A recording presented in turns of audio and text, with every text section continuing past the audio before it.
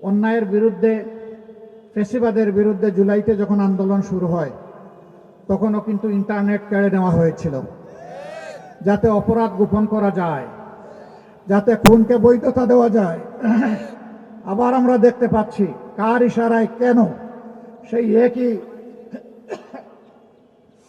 একই অন্ধকার গলিপথে আমাদের নির্বাচন কমিশন হাঁটার চেষ্টা করছে। তারা নির্বাচনের দিন 400 মিটারের ভিতরে সব ধরনের রেকর্ডিং বা ক্যামেরা, মোবাইল সব কিছুকে তারা নিষিদ্ধ করতে যাচ্ছেন।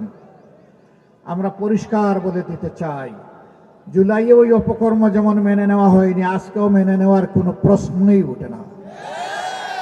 নাহিদ ইসলাম বলেছেন, আজ সন্ধ্যার আগেই যদি এই প্রজ্ঞাপন প্রত্যাহার করে জনগণকে স্পষ্ট বার্তা দেওয়া না হয়, আগামীকাল নির্বাচন নয়, নির্বাচনী প্রক্রিয়া ভণ্ডুল করার জন্য যারা জটিলতা সৃষ্টি করছে তাদের বিরুদ্ধে আমাদের আন্দোলন শুরু হবে। এর সমস্ত দায়ভার তাদেরকে নিতে হবে।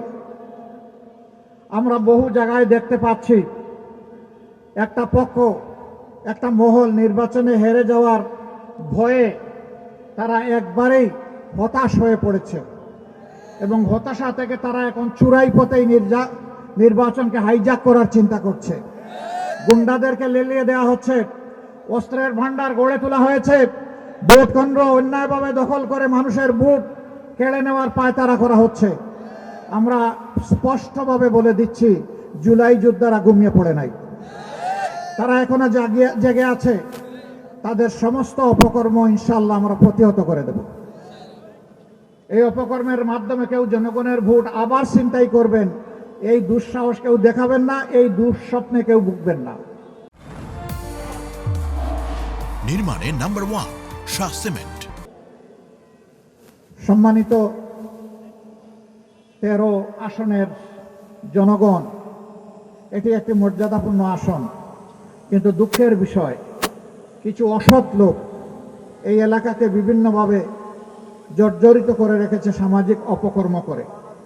এখানে ব্যাপক হারে বেপরোয়া চাঁদাবাজি চলে, এখানে মাদকের রমরমা ব্যবসা চলে, এখানে আমাদের বুকের সন্তানদেরকে ভুল বুঝিয়ে বিপদগামী করে তাদেরকে অস্ত্রবাজি করা হয়, দখলবাজিতে নামানো হয়, এখানে মামলা বাণিজ্য হয়েছে। আমরা আমাদের যে সমস্ত সন্তানদেরকে বিপদগামী করা হয়েছে, আমরা তাদেরকে ইনশাল্লাহ বুকে টেনে নিয়ে সংশোধন করে তাদেরকে মর্যাদাবান নাগরিক হিসাবে ইনশাল্লাহ গড়ে তুলব। ওই ধাপ্পাবাজদের হাত থেকে এদেরকে বাঁচিয়ে তুলব আমরা ইনশাআল্লাহ। যদি আল্লাহর মেহেরবানিতে জনগণের বুটে ভালোবাসায় আমরা আত্মবিশ্বাসী, ইনশাআল্লাহ হাও বিজয়ী হবে, ইনশাআল্লাহ 11 দলের পক্ষেই জনগণের বিজয় অর্জিত হবে। এখানে লক্ষ্য করবেন, আমরা কোনো ব্যক্তি, পরিবার, গোষ্ঠীর পক্ষে এই নির্বাচনে নামিনি, আমরা নেমেছি 18 কোটি মানুষের পক্ষে। আমরা ঘোষণা দিয়েছি স্পষ্টভাবে, আমরা কোনো দলীয় সরকার কায়েম করব না, আমরা জনগণের সরকার ইনশাআল্লাহ কায়েম করব।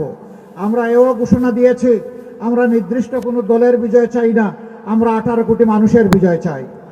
18 কোটি মানুষের বিজয় অর্জন হলেই এটি হবে আমাদের মহাবিজয় ইনশাআল্লাহ তাআলা আজিম। একটা পক্ষ, দল, ব্যক্তি, পরিবারের বিজয়ের জন্য পাগল পারা হয়ে উঠেছে। জনগণ তাদেরকে অতীতে দেখেছে আর এখনো তাদের কার্যকলাপ দেখছে। আমরা বিশ্বাস করি বাংলাদেশের শান্তিপ্রিয় জনগণ অবশ্যই তাদেরকে সমর্থন করবে না, তারা জনগণের দ্বারা প্রত্যাখ্যাত হবে। যারা জনগণের পক্ষে আছে, জুলাই আকাঙ্ক্ষার পক্ষে আছে, জনগণ ইনশাআল্লাহ তাদেরকেই বেছে নেবে। এর আলামত ইতিমধ্যে স্পষ্ট হয়ে উঠেছে। ডাকসুর বিপি সাদেক কায়েম বলেছেন, অলরেডি তরুণ সমাজ তাদের রায় জনগণকে জানিয়ে দিয়েছে।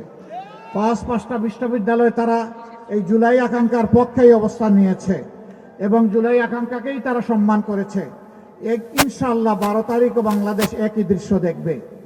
কেউ যদি সেই দৃশ্য দেখে এখনই ভীত সন্ত্রস্ত হয়ে আবারও বলছি চূড়াই পথে পা বাড়ান, তাইলে এই জাতি এবং আমরা তাদেরকে ক্ষমা করব না, আমরা সেই দিকে চলতে দেব না। এই রাস্তা বন্ধ করে দেওয়া হবে ইনশাআল্লাহ। সরকারের কিছু আমলা, কিছু সচিব, কিছু অসৎ লোক এখনো দলবাজি করছেন, বিভিন্ন জায়গায় বিভিন্ন ক্যান্ডিডেটকে জিতিয়ে আনার চেষ্টা করছেন। ক্যান্ডিডেট জিতবে বা পরাজিত হবে সেটা জনগণের ভোটে। আপনি কে? আপনাকে কে এই দায়িত্ব দিয়েছে? মনে রাখবেন, ক্ষমা বারবার পাবেন না। অপরাধ করে অতীতে ক্ষমা পেয়েছেন, আগামীতে সেই ক্ষমা করা হবে না। অনুরূপ যদি আবার ফ্যাসিবাদের দিকে দেশকে ঠেলে দেওয়ার কেউ দুঃসাহস করেন, জুলাইতে যেমন ফ্যাসিবাদে রুখে দেওয়া হয়েছে, আগামীতেও সেই ফ্যাসিবাদে রুখে দেওয়া হবে ইনশাআল্লাহ। কিন্তু আমরা বারবার জুলাই চাই না। এই জুলাই আর হওয়ার প্রেক্ষাপট কেউ তৈরি করবেন তা ইনশাআল্লাহ আমরা হতে দেব না।